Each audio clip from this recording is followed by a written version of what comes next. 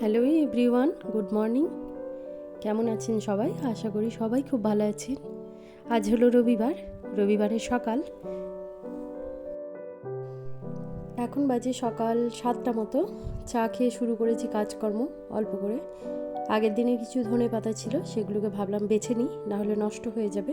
আর এগুলোও অনেক কাজে লাগানো যাবে।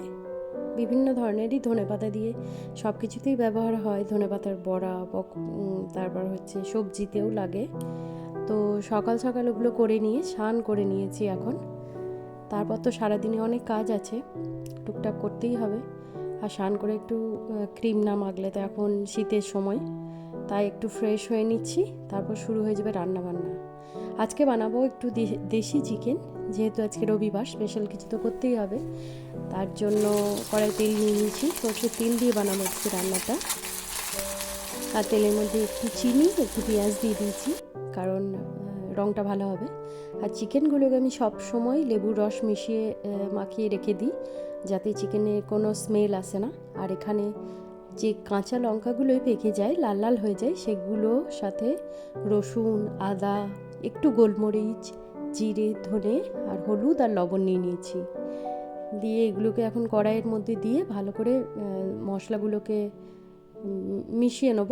পেঁয়াজ যেটা তেলের মধ্যে দিয়ে ভেজে রেখেছিলাম, সেটার মধ্যে হালকা আঁচেই ভাজবো মশলাগুলোকে, তাতে চিকেনটা খেতে দারুণ টেস্টি হবে। আর এখানে একটু কাঁচা পাকা টমেটো নিয়ে নিয়েছি, আর সামান্য একটু জল দিয়ে দিয়েছি। এখন এই মশলাটাকে ভালো করে কষবো হালকা আঁচে।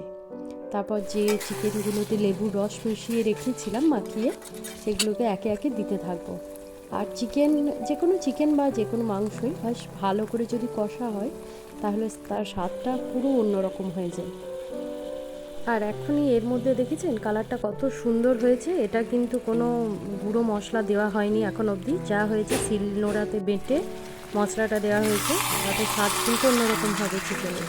আর যেহেতু দেশি চিকেন, একটু পাতলা ঝোল করতে হবে, তাতে স্বাদটা ভালো হবে। আর শরীরের জন্য এটা ভালো, যাদের ঠান্ডা লেগে থাকে, অনেক সময় শীতের সময় আমাদের ঠান্ডা লেগে যায়, এই ঝোলটা খেলে কিন্তু খুব ভালো। তো সেই হিসাব করে অনেকক্ষণ ধরে এখন কষে নেব আর মাংসটাকে। তারপর হালকা ঢাকা দিয়ে এটাকে হালকা অল্প আঁচে করতে থাকবো মাংসটাকে। আর সাথে কিন্তু গরম জলও দিতে হবে চিকেন বা যে কোনো মাংসতেই বা সবজিতেও দিতে পারেন। গরম জলটা দিলে কী হয়, সঙ্গে সঙ্গে ফুটতে থাকে, সেই জন্য।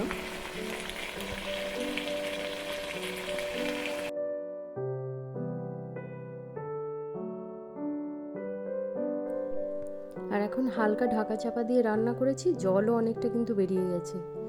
এখন এবার অল্প একটু লবণ দেবো, যতটুকু প্রয়োজন সেটা দিয়ে গরম জল দিয়ে ঢাকা দিয়ে দেব।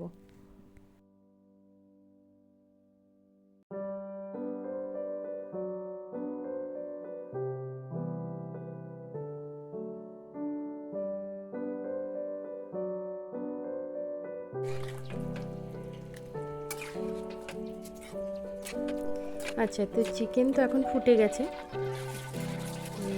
জল দেওয়ার পর ফুটে গেছে চিকেনটা।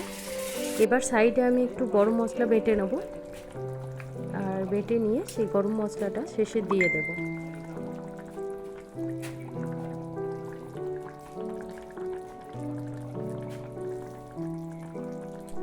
আর এই গরম মশলা বাটাটা দেওয়ার কিছুক্ষণ কয়েক সেকেন্ডের মধ্যেই আমি একটু ধনেপাতাও সাইডে কুচি করে রেখেছি, সেটাও দিয়ে দেবো।